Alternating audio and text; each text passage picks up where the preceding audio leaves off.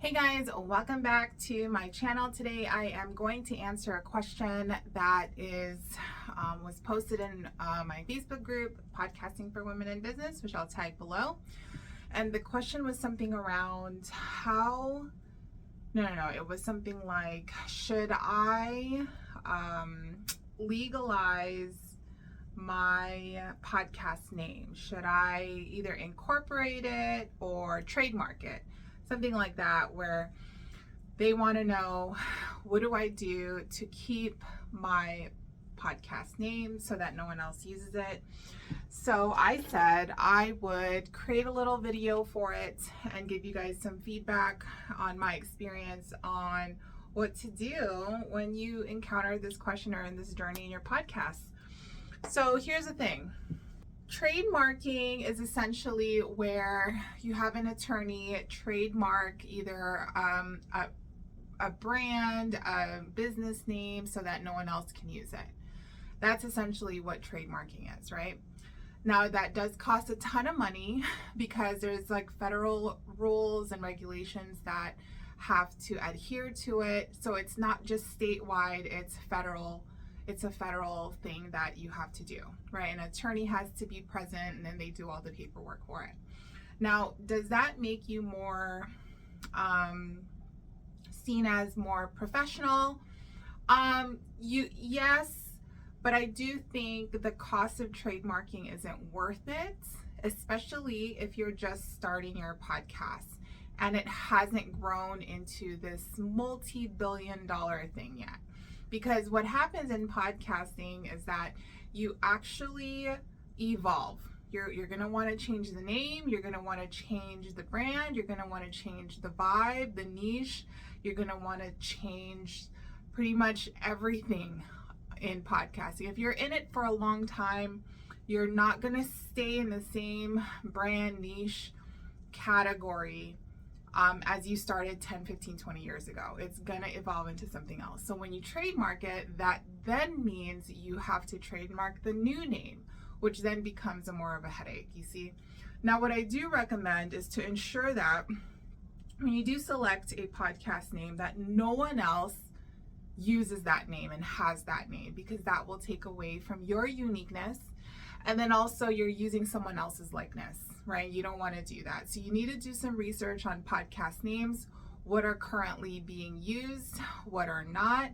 And you need to have a list of names that you want to potentially use, and then look up those names to see if it's available. And you would do it on Spotify, you could do it on Apple, you could do it on Google. I would even ask ChatGPT, which is an AI software where it kind of generates answers for you via whatever's available online.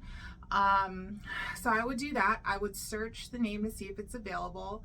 I would even go on Amazon.com to see if there's anything within that name that just pops up out of nowhere. Maybe there's a book, maybe there's a brand, maybe there's a movie, I don't know. Maybe, there could be something that's similar to that name, and you don't ever want to take that name just because the similarity really takes away from your search factor, right? Okay, that's another thing.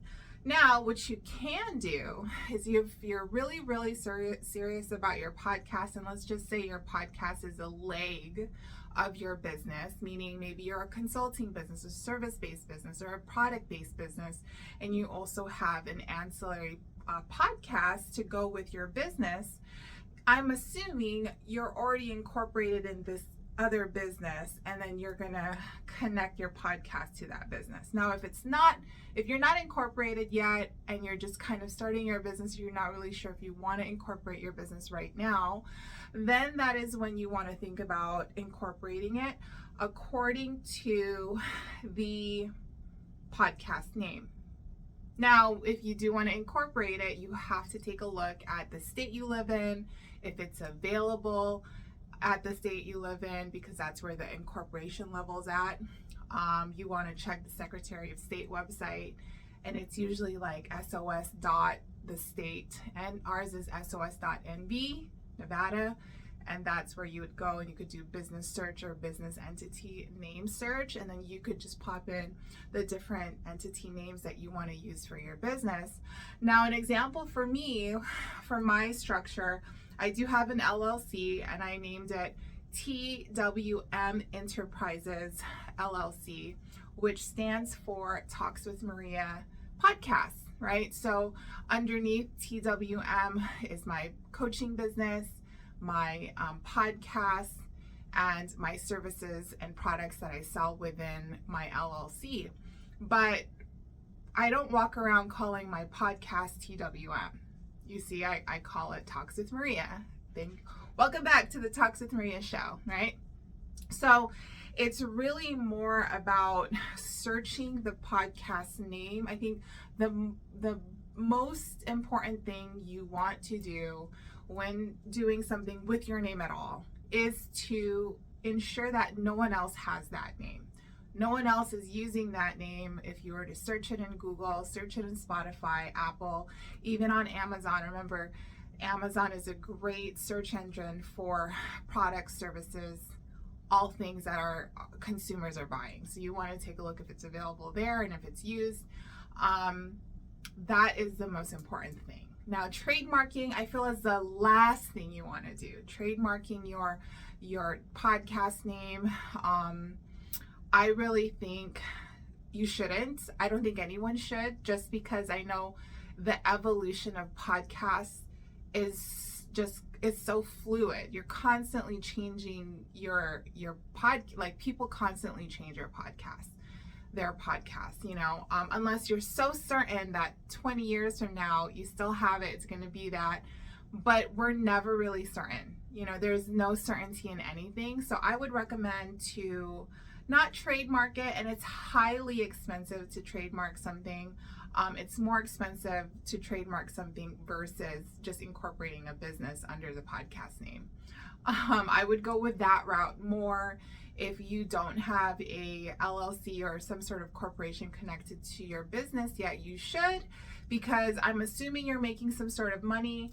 And if you are making money, you should have it incorporated so that you, number one, are perceived more as a corporation company versus just you operating under your name.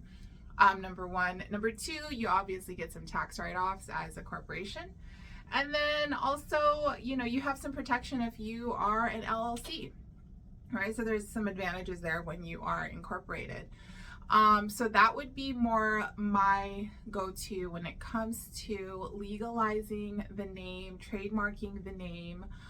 I would just make sure that the name is available and no one is using it. And there's no formal website. There's no podcast namesearch.com. There isn't. Maybe there is if you guys look at it, and I wouldn't know how accurate that is, because it's not like a government regulated thing. What's more accurate is if you go to your Secretary of State website and you search entity business names. That is more accurate because that is regulated via the state, and it's all connected to the IRS, right? It's connected to the IRS, it's connected to the state. It is a lot more organized. It also says, whether the corporation has dissolved or is defaulted or is still active. So there is no way to search podcasts like name availability. It is all more about you searching it yourself through the different avenues I stated, which is Google, Spotify podcasts, Apple podcasts. Amazon is a great place to look for things that you want to use in terms of your business name, just because, again, it's the place where everybody buys things. So in case there's a book on it, in case there is someone with a podcast who sells their stuff somehow, you'll find it there. So that is my answer, guys. I hope this helps you. Again, I don't think you should really spend too much money on legalizing or incorporating anything until you make some money with your business, until you see some proof that you are generating like maybe your first $300 or $400, and you're like, okay, I gotta pay taxes on this, let me incorporate this now. But if you're starting off, I wouldn't do that just yet.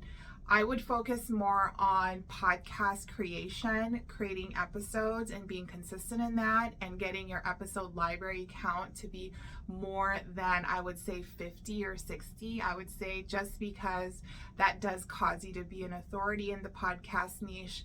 It looks like you're a little bit more dependable than those who only have like 10 episodes and then end up ghosting their podcast anyway. So you want to be consistent in creating podcasts episodes more than trying to look at the back end stuff. The back end stuff can wait. You know what I mean? I want you to be more consistent with creating content, creating podcast episodes, even learning how to market it on social media, how to go out in your networks and talking about it, and having that kind of push of the brand is more important than the legality part of it, only because it's not really regulated right now. There is no requirement that you have to do to make it adhere to some sort of regulation. You know what I mean? The only importance there is just making sure you choose a podcast name that is not used. That's the biggest thing. All right, that is it for me today, you guys. I hope this helps, and have an amazing day. Mwah.